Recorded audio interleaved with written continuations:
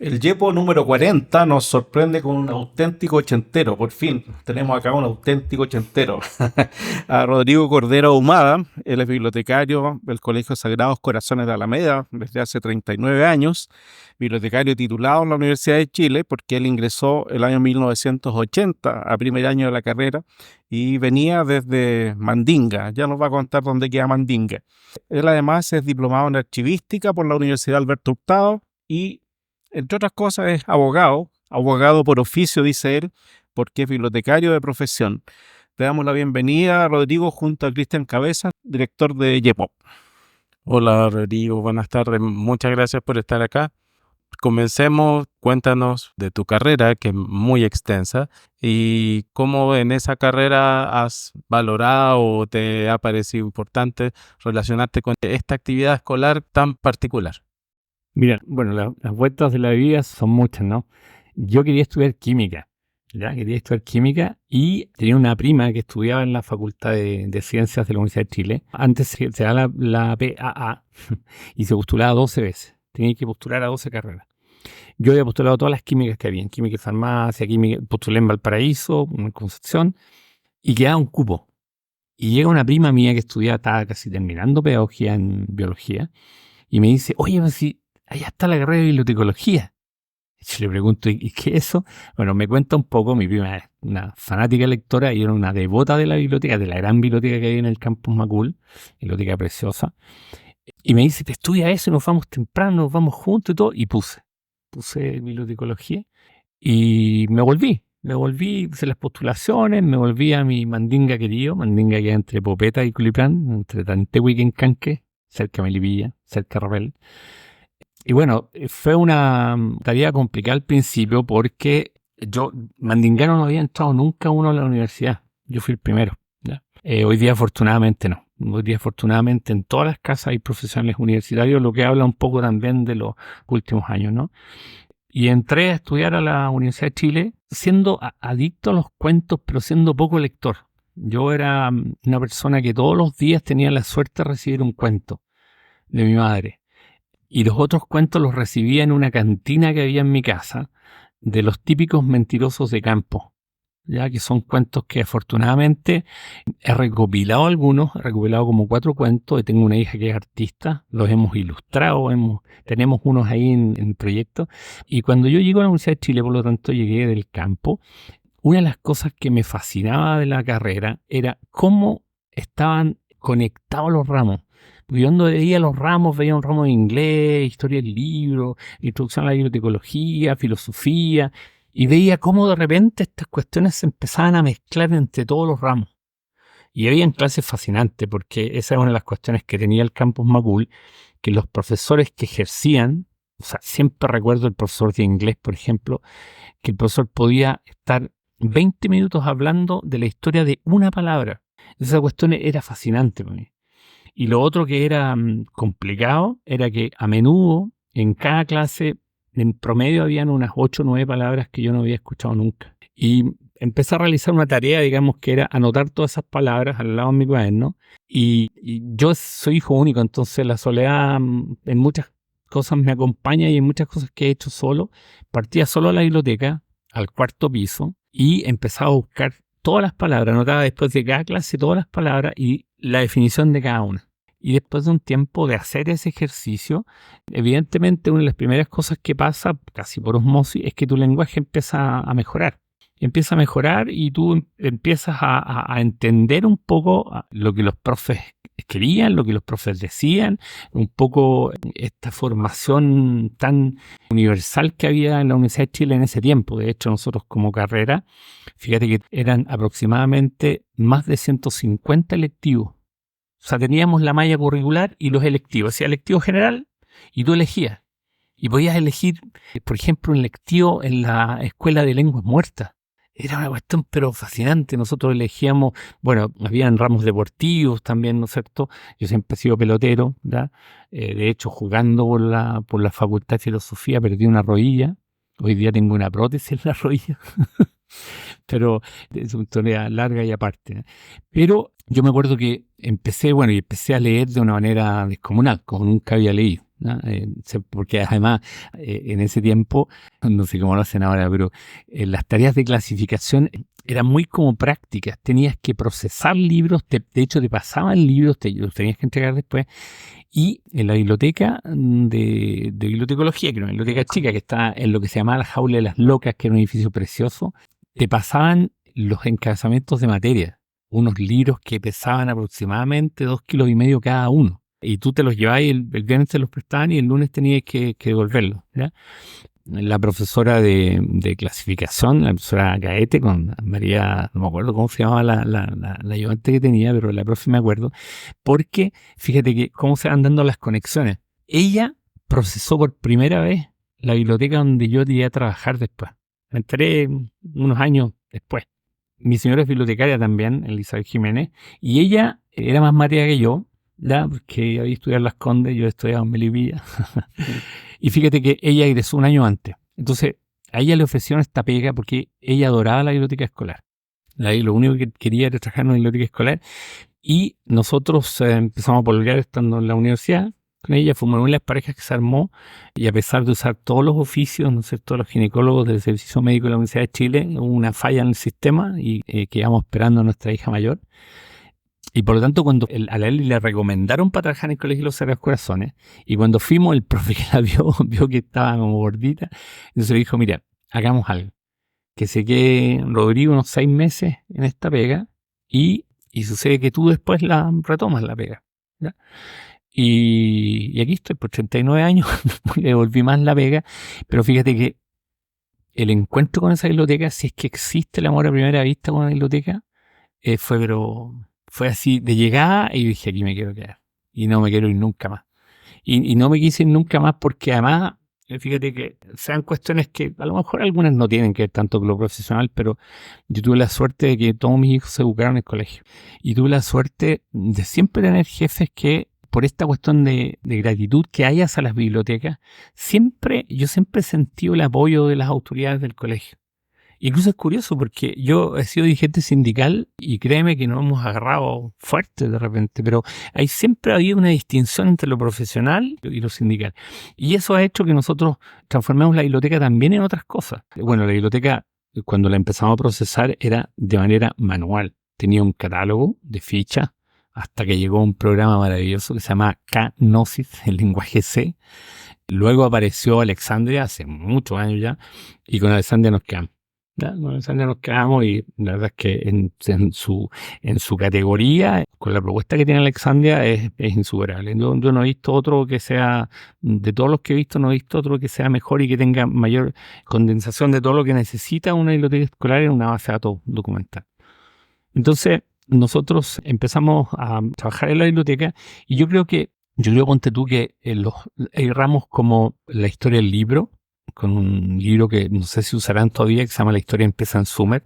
Ese libro me abrió horizonte, me abrió la vista hacia una cuestión que nunca había hecho. Además que fíjate que el profesor Astorquiza en su clase hacía un ejercicio que era como así como casi de colegio de repente, pero lo que el profe hacía era maravilloso porque te conectaba con la cultura. Tenías que hacer un objeto de los sumerios, un objeto de uso diario en los sumerios. Un objeto que de verlo supieras que era de los sumerios, podría estar en alguna casa de algún sumerio. Y aparecían toda la creatividad. Yo fui medio fome, hice azul Ranipal en un jabón Popeye, pero me quedó espectacular. Pero habían compañeros que habían hecho papiros, que hicieron libros, reproducciones, bueno, los más hicieron tablillas de arcilla, con cuños, fue maravillosa esa cuestión. Yo me acuerdo siempre porque cuando llegué al colegio, uno de los temas que había era que una biblioteca era preciosa, ¿ya? Preciosa, maravillosa, pero nadie entraba. No entraba nadie. O sea, prestábamos 5 libros a la semana. Entonces, claro, en parte porque allí ya nos metemos de lleno en lo que es el trabajo en realidad. Es que es una cuestión que hoy día además tiene mucha vigencia también. Y que es el tema del expurgo. Cuando tú llegas a una biblioteca que está funcionando, que tiene muchos años, necesariamente hay que pegarle una mirada a la colección, porque en realidad una biblioteca escolar en sí, o una biblioteca, o un CRA, digamos que el CRA no es ninguna otra cosa que una biblioteca escolar funcionando perfectamente, hay 4 elementos que son muy señeros. Primero, el edificio.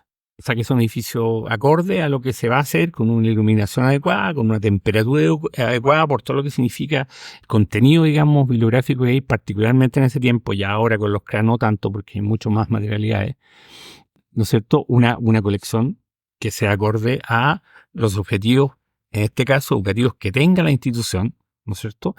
La otra parte de la mesa es, por supuesto, el personal. Yo en esto sí que no transo, porque la experiencia me lo ha enseñado. No hay ninguna biblioteca escolar que funcione bien que no esté a cargo de un bibliotecario. O sea, conozco bibliotecas que tienen recursos súper buenos sin estar a cargo y no funciona de la misma manera. Allí hay algo en el ADN del profesional que mira y no ve solo libros, digamos.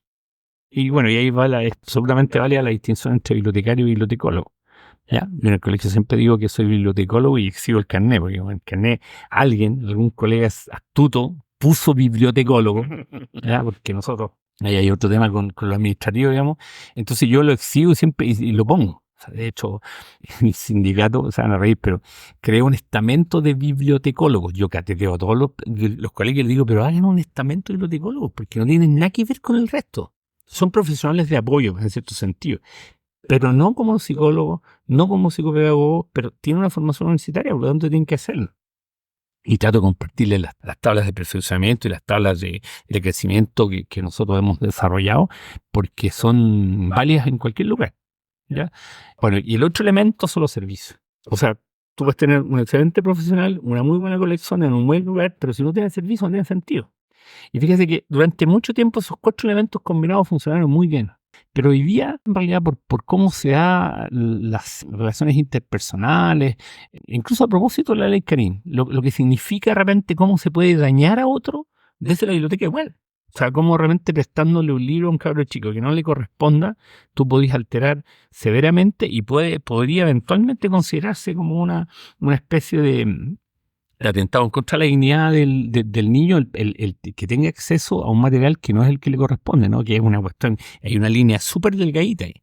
Entonces, hay 2 elementos hoy día que, por esta realidad que te digo, necesariamente hay que considerar a la hora de hablar de una biblioteca escolar. Y son el cuerpo docente. O sea, una buena biblioteca no puede nunca abandonar sus objetivos solo a la creación profesional sin considerar el cuerpo docente. No se puede. Y en las distintas asignaturas. Y lo otro, en una consideración hacia los padres. Hoy día hay una crisis tremenda, o sea, podría abundar, pero no es el tenor de esta conversación, ¿no es cierto?, sobre la crisis de la lectura como una forma de aprender y aprender. Y allí los padres son importantísimos. Y claro, cuando tenéis profes que no leen y papás que no leen, ¿y cómo criticáis al niño y se critica a la escuela que no lee? Porque hay cosas que tienen que ver mucho con el ejemplo. Mucho. Y de hecho, ponte tú, hay sistemas que están volviendo atrás sobre cuestiones que son obvias, pero que se dejaron de lado. O sea, por ejemplo, en la educación cívica, las bibliotecas son tremendamente importantes por facilitar espacios. Por ejemplo, mira, nosotros hemos durante mucho tiempo, que ese es como un servicio que nunca queda registrado, pero un servicio que casi todas las bibliotecas escolares dan. Las sociedades de debate existen, ¿ah? En muchos lugares, son muchas universidades las que tienen muy buenos debates, la Universidad de Diego Portales, la Universidad de Santiago, por citar solo 2, ¿no es cierto? Y los chiquillos van a exponer. Y la nutriente, nosotros tenemos súper buenos debatidores, y tenemos chiquillos que han ganado las categorías y toda la entrega de material es precisamente en la biblioteca. Entonces, ¿cómo si el bibliotecario no lee, no se informa, malamente va a poder dar ese servicio? Que generalmente son temas que son más de actualidad, ¿no? Pero que es una cuestión que el bibliotecario tiene que tener, y ahí de nuevo volvemos a las otras 2 patas de la mesa. Pero también tiene que haber una suerte, bueno, hay autorizaciones de los padres para que los hijos participen en ciertos debates, porque hoy día, por ejemplo, sobre todo yo trabajo en un colegio de iglesia, el tema de género, las discusiones de género, las discusiones respecto a una serie de cuestiones, tienen que ver también con cómo de repente en la casa están enseñando a los niños.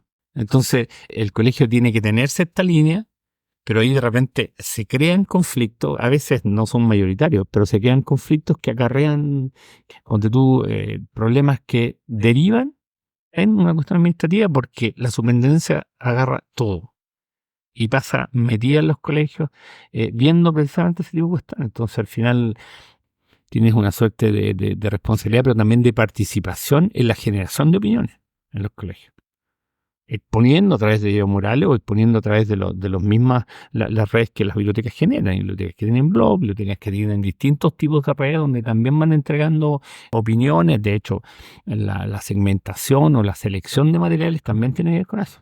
Conversar también significa guardar silencio. Nosotros hemos estado escuchando atentamente a Rodrigo, de verdad, porque tiene mucho que contarnos sobre esta experiencia desde los inicios de su carrera profesional y todos estos años, 39, casi 40 ya en el Colegio Sagrados Corazones de Alameda. No sé si se podría decir que en los albores de la República nace el Instituto Nacional, en lo laico, y están los colegios de diferentes confesiones y ahí aparece el Colegio Sagrados Corazones de Alameda, que se funda y que de alguna forma representa este lado espiritual católico, de la espiritualidad católica, ¿cierto?, dentro de los colegios. Hay un trabajo grande, me imagino, de rescate del patrimonio de este colegio que tiene tanta historia. ¿Tú has estado en ese trabajo también? ¿Estudiaste un diplomado en archivística? ¿Con qué te has encontrado en este colegio? Mira, dos esferas, ¿no es cierto? Dos formas de acceder a la verdad. Pues recordemos que para acceder a la verdad está la ciencia, ¿no es cierto?, la filosofía, la religión y el arte, ¿ya? Desde la perspectiva del arte, uno de los artistas consagrados, digamos, más importantes que ha generado este país es Roberto Mata, ¿no es cierto? Roberto Mata es exalumno del Colegio de los Sagrados Corazones.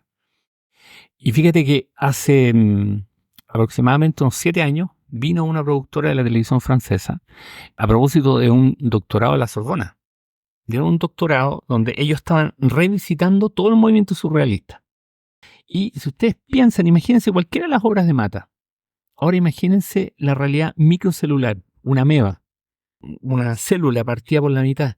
Tiene mucho que ver con la representación que Mata hace. Entonces, un francés, uno de los candidatos a doctor, dijo que eso tenía que ver con la formación que tenía Roberto Mata. Y entonces, bueno, vamos a ver dónde estudió. Y llegaron al colegio. Y vamos a ver las notas. Y el colegio teníamos procesadas todas las actos del 1920 y tanto hasta la fecha. Y fíjate que lo que ellos concluían, bueno, tenían muy buenas notas en historia natural, ¿ya?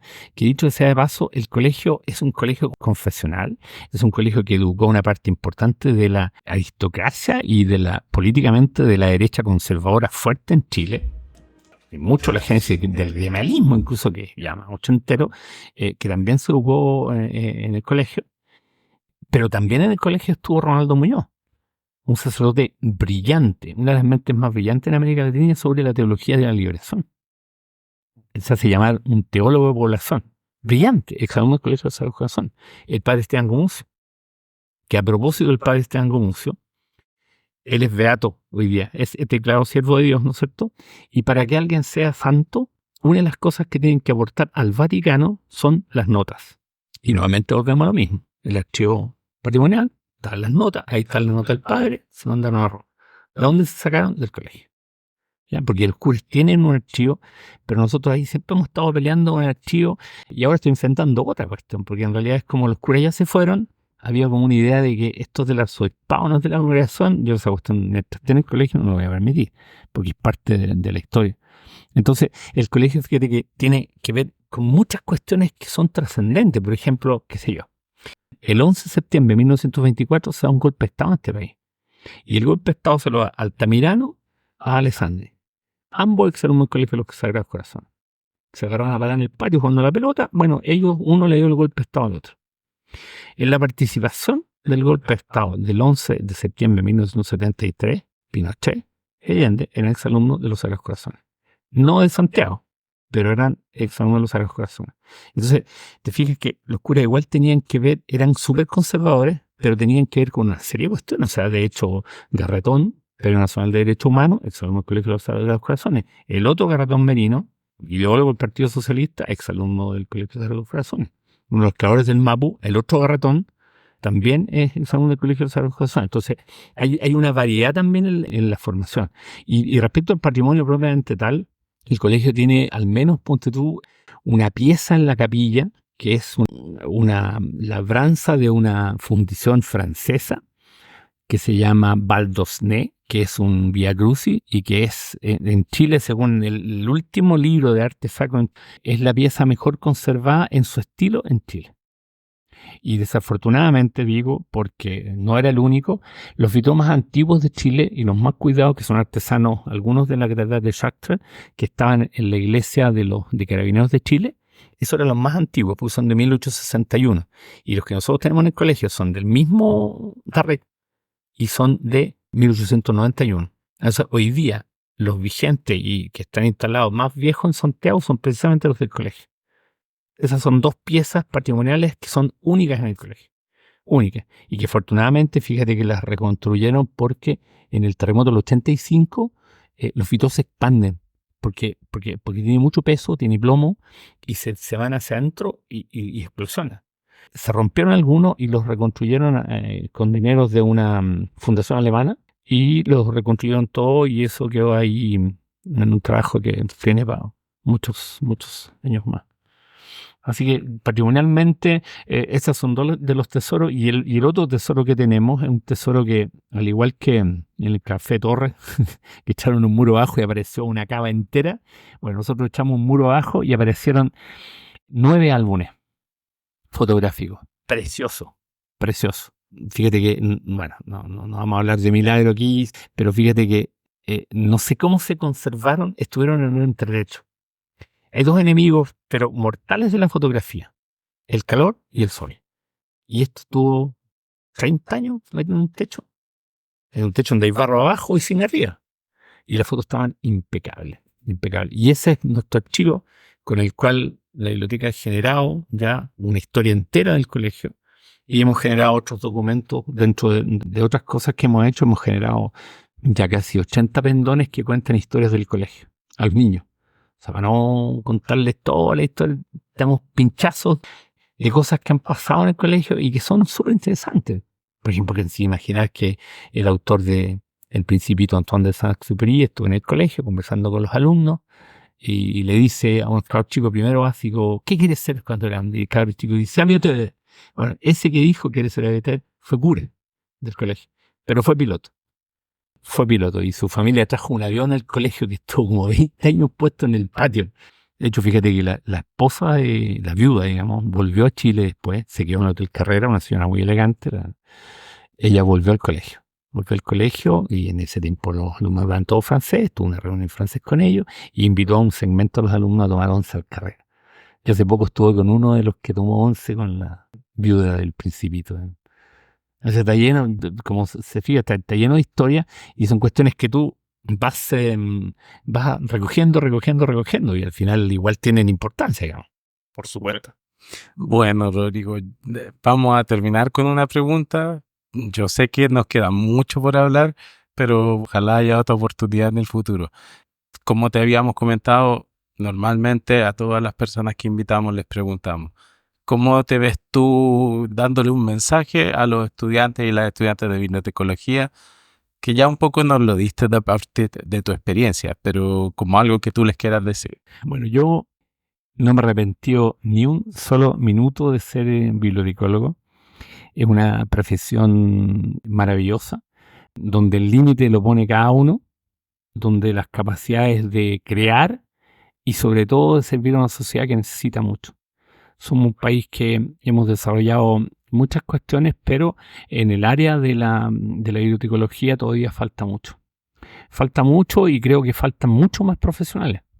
O sea, yo lamento mucho, por ejemplo, que todo el tema de la transparencia, todo el tema de la ley de transparencia y los institutos o las creaciones de archivos que deberían haber en todas las reparticiones públicas deberían estar en manos de bibliotecarios. Algún día podríamos conseguir que eso sea posible, digamos, aunque sabemos perfectamente que en la práctica no tenemos capacidad para generar ese tipo de profesionales. Pero yo lo que les digo es que en realidad ser bibliotecólogo es un orgullo para mí, es un orgullo para mis hijos, para mi familia, y uno también va creando ejemplos. Yo, en mi familia ya hay una bibliotecóloga también, bueno, mi señora es bibliotecóloga, y creo que yo lo que les puedo decir a los alumnos es que se animen. El mundo laboral espera lleno de desafíos, pero que yo creo que la escuela, sobre todo la escuela de la Universidad Técnico Metropolitana, ¿no es cierto?, les va a entregar todas las herramientas con que puedan desarrollarse y ser unos buenos profesionales. Así que creo que es un desafío que tienen y espero que todos, además, una vez que tengan el título, lo primero que hagan es que se colegien en el colegio bibliotecario. Porque en la medida en que nosotros tengamos más gente, vamos a tener más palabras, vamos a tener más poder y vamos a hacer un colegio que empiece a crecer más de lo que ha crecido hasta el momento, digamos. Bueno, en función de la memoria, vamos a decir que Arturo Luengo Medina trabajó hace muchos años en el registro civil y él fue el que es el autor de esta denominación de bibliotecólogo en nuestra cédula de identidad. Por si ustedes ven en el reverso de la cédula, más de alguien va a tener esta denominación de bibliotecólogo, Arturo Luengo Medina. Andrés Marió trabajó con él investigando en su tiempo, claro. Y él trabajaba por ahí en la Universidad de Chile, en la Casa Central, en el archivo, por ahí está, en eso estuvo también trabajando. Y la profesora que era ayudante de Alicia Gaete se llamaba María Inés Fuentes, y después claro. fue profesora titular por varios años Claro. de clasificación. Sí, Claro. Y su discípula directa es la profesora Nancy Carte, que sigue hasta nuestros días con clasificación. Así que eso para tener nuestra memoria también, ¿no? Muchas gracias, Rodrigo, por tu visita. Realmente quedó mucho por conversar, pero queda abierta también la posibilidad de seguir en el futuro esta conversación. Muchas gracias. Sí, por supuesto, muchas gracias a ustedes. Gracias.